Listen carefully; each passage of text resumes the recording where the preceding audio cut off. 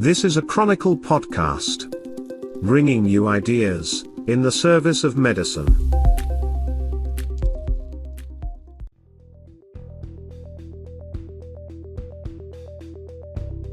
From the Chronicle podcast system, this is Venda on Psoriasis with Dr. Ron Venda. Based on the popular Venda on Psoriasis column in the Chronicle of Skin and Allergy, Dr. Venda provides brief synopses of recent significant clinical developments in psoriasis research, and provides his observations and comments to accompany each report. In each episode, Dr. Venda will answer questions and offer his expert observations and anecdotes on treating this chronic disease. If you have a question for him, or want to be in touch at any time, just send an email to venda@chronicle.org. That's VNDER@chronicle.org. And, if you attach a voice clip, we might even use your question on an upcoming episode. Support for this podcast comes from Sun Pharma Canada. Sun Pharma is a world leader in specialty therapeutics and is now positioned to be an even larger contributor to the Canadian dermatology landscape. Learn more at www.sunpharma.com. And now, here's Jeremy Visser. From the labs to trials to your office, here comes Dr. Venda on psoriasis. Don't they use that, but do try this. It's Dr. Venda on psoriasis. Dr. Venda on psoriasis. Welcome back. I'm Jeremy Visser of the Chronicle of Skin and Allergy. You're listening to the Venda on Psoriasis podcast with Dr. Ron Venda. In our 8th episode, Dr. Venda will be talking about psoriasis treatment efficacy in body regions, use of analgesics and lifestyle factors, and genetic risks of incident psoriasis. Welcome back, Dr. Venda. Thanks, Jeremy. Thanks for having me.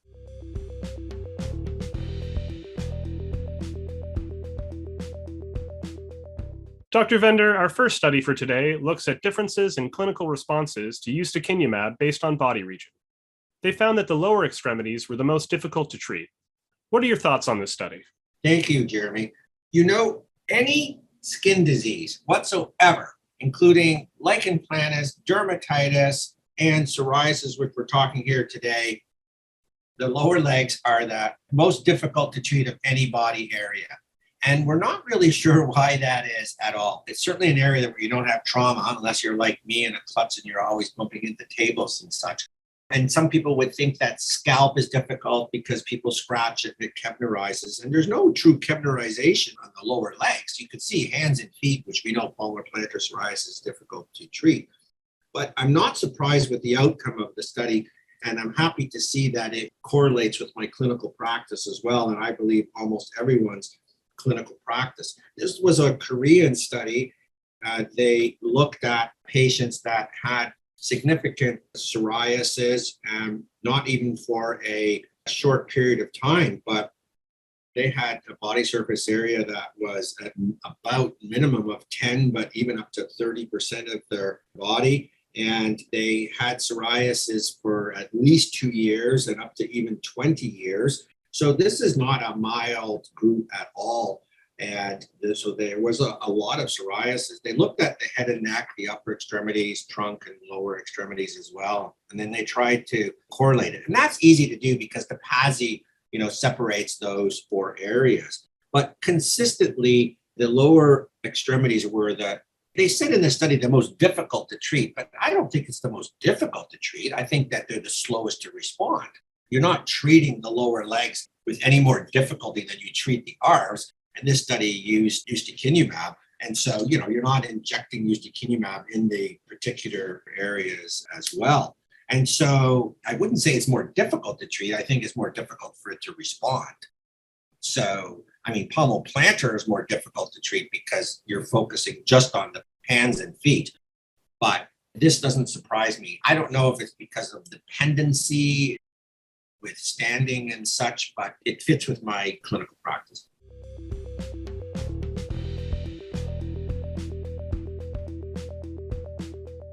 Our next study looks at the use of analgesics in patients with psoriasis with or without psoriatic arthritis. What stood out to you in this study, Dr. Venda? Thank you, Jeremy. The study that looks at pain relief with patients that have psoriasis, whether or not they have psoriatic arthritis, because you would think that if they had patients that had psoriatic arthritis are always going to be on some kind of analgesic or pain relief, usually, depending on what medication that they're on. But patients not only have joint pain, they also have skin pain as well. And this patient had 4,000 patients. It's a Danish cohort. And Denmark, every patient that's on a biologic or has psoriasis needs to be in a registry. So they keep track of everything. I think Sweden does the same thing. We attempt here in North America to put patients in registries. However, it's easy in Denmark because they must be registered. But they also had a control. They had 3,500 reference individuals as well. And they were looked at actually opioid use over a year. And in the general population in Denmark, it's about 10%. However, in psoriasis patients that had psoriasis, if they did not have psoriatic arthritis, almost 14% of these patients were on some kind of analgesic and opioid for their skin pain. So not only can psoriasis be itchy, difficult to look at, and also have psychosocial disturbance, there also is skin pain as well. But if they had psoriatic arthritis, that was almost up to 23% of the patients with opioids. So they didn't need to only have joint symptoms, but these patients, because of pain in their skin, were on this type of pain relief. However, if they had psoriatic arthritis, they're more likely to be on a painkiller, as one would expect. So the study that this Danish cohort looked at showed and proved that analgesics are still used in patients that have psoriasis, and one must be careful with, certainly with opioid addiction.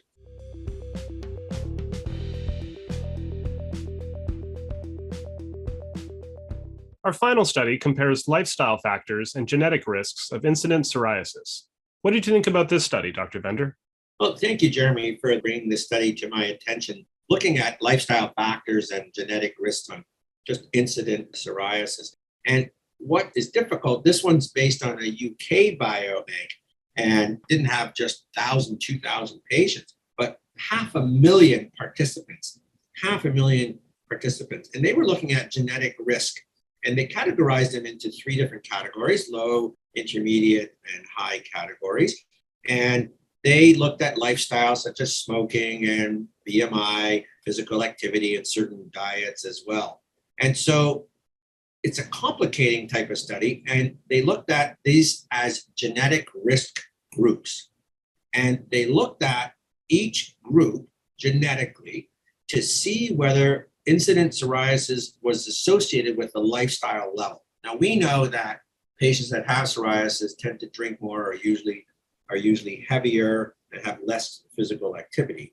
What we don't really know is if these patients that are heavier have smoking history, have sedentary type of lifestyle, are more at risk for psoriasis. I guess if there's no genetic risk, then we really don't know if that makes someone more prone to getting psoriasis if there's no genetic risk group.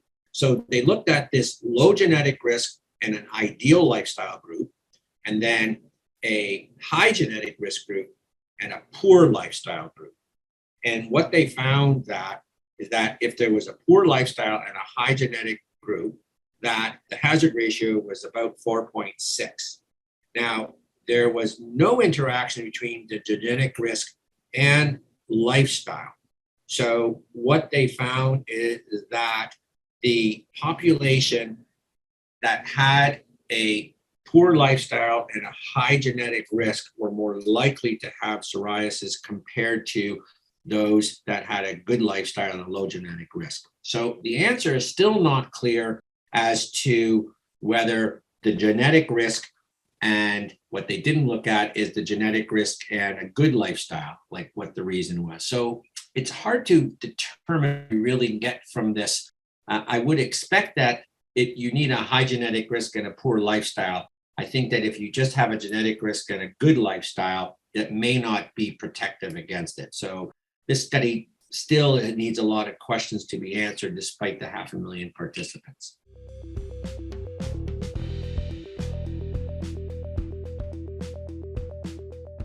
Our first listener question for today comes from Ontario. In reference to the findings of the first study, specifically the correlation between body region and ustekinumab treatment effectiveness, How do you foresee dermatologists adapting existing psoriasis treatments, if at all? So thank you very much for the question, our listener from Ontario. And I think what we need to do is to adapt to our treatments is not change the way we do our treatments based on this study, but to use the study as a reference point to warn the patient or discuss with the patient that, we're going to see clearing happening. However, we also may not see the improvement in the legs as fast as we would expect. So, you could say to the patient, things will get better. Don't be surprised if the legs don't get better as fast as the arms. And with that, maybe encourage adjunctive topical therapy to the legs that may need to be continued for longer than one would want. When patients go on biologic, they don't want to be on topical therapy, but they may need to add, for example, topical therapy or even ultraviolet light therapy specifically to the legs. But that's what I would use that first study as a practical clinical approach to helping the patient.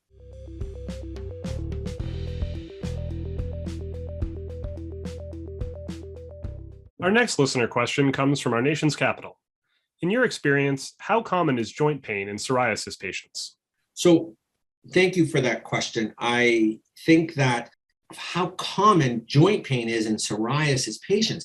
And that's where the distinction of simple joint pain that is psoriatic arthritis or joint pain that is not psoriatic arthritis. So we know that patients that have psoriasis have about a 30% chance, or there's about 30% of our patients that have psoriasis have concomitant psoriatic arthritis. However, there are many, many more that do not have psoriatic arthritis, but have simple joint pain, which can be from osteoarthritis, could be even from rheumatoid arthritis as well, even though they have skin psoriasis. So there are many reasons for them to have joint pain. They could have joint pain from just having a sedentary lifestyle, from being overweight as well.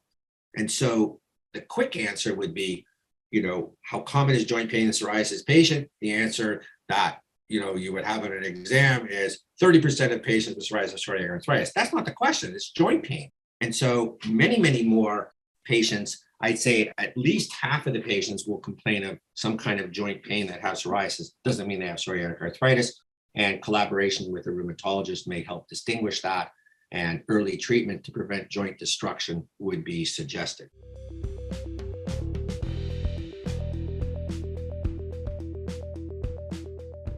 Lastly, we have a question from the Greater Toronto Area. How important are lifestyle factors in the development of psoriasis? So thank you for that question. Well, as was discussed in that last study, the lifestyle factors that in the development of psoriasis have potentially some involvement depending on the genetic risk. So let's just forget about the genetic risk of psoriasis.